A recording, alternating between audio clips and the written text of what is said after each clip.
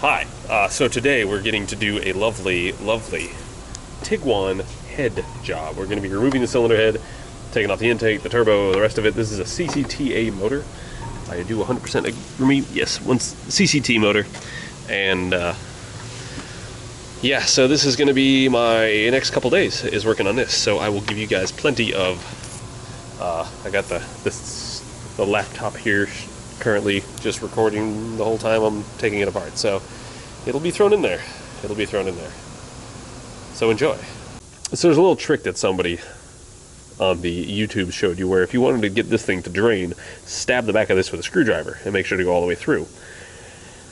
Well, that sounds great. I don't know if I really want to do that for fear of putting a piece of metal down into the motor. These engines are super sensitive to where it comes with motor. So if you just unscrew it a little bit, get it to where the seal breaks loose, it'll drain down. Also, if you just kind of let the car sit for a little bit, it'll drain down. It can be annoying when you have to do it. You know, you're having to do a hot oil change, and you got to do it all right now. But like this car sat for about a week now, so it's fine. But yeah, I would be concerned that I'd push something down through this, and then it'd fall down into there and cause you some serious issues, and I wouldn't want you guys to have to deal with that. So just be careful. So we have the intake off now, and we can kind of look down at the valves, see what's going on there. I know that when we diagnosed this engine, we put a borescope down, which I showed you guys in a previous video, and you can see the valves hanging down. Well, literally every valve is hanging down. So I'm going to find it quite interesting to take off the intake. Hanging down, hanging down, hanging down, hanging down. And I mean take off the valve cover, because I really want to see those camshafts. But they're all hanging down. It's very odd. I don't know how else to describe it. I mean, I've carbon or walnut blasted several of these motors, at least. I don't want to say several, but I've walnut blasted like 3 or 4, and they're not hanging down like that when I do that. I have to rotate the crank, you know, half turn to get to shut, etc. So anyway, let's find out what happened after I find out. So here we are. We have got the motor up. We're getting the crank pulley off, and we already got it off, but I got to show you what's interesting about it to be careful with. So use a counterhold tool to get it off. Here's the pulley itself. Little 4-pin counterhold tool, but it doesn't have a keyway. Instead, it has this crazy flower shape. So when you put this back on, you've got to be really careful that you get this thing square, because the risk of you screwing it up by impacting it on or whatever can be high.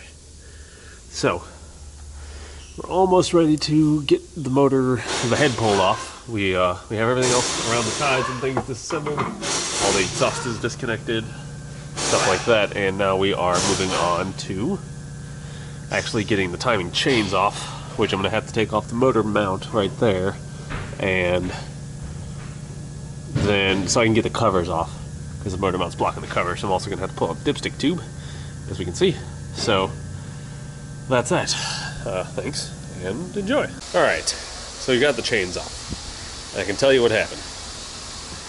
Chain tensioner failed.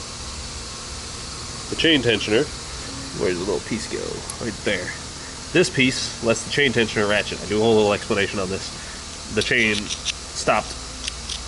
It didn't lock out anymore, so it would just compress. So when you went to start the car, the chains would jump and smash timing belts. So here's the chain. Chain's fine itself. Let me go around here.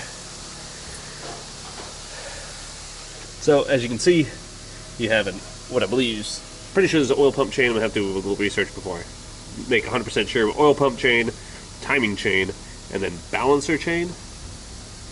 I believe this could be the balancer, and this could be something entirely different. This is, I think, the water pump chain. It also might go to the oil pump over here too.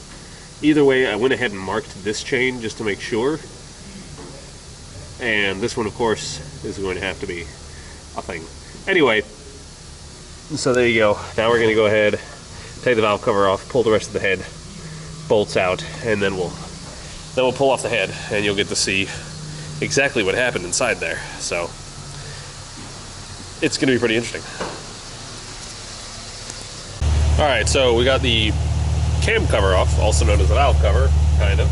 It's the cam and valves. I got the cams lined up, this front cam, back cam, cover.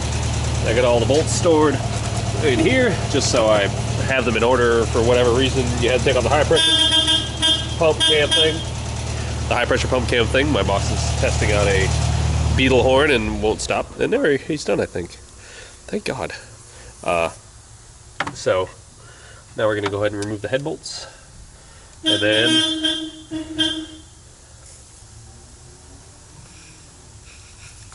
And then lift off the head. We'll take once we get the head off, we'll be able to separate the exhaust here. We already have it unbolted and everything, as you can see. We're just going to pick up the head a little bit, cock it one way or the other, and then pull it off. I do have to figure out, oh, that was already disconnected, good. Everything else should be off.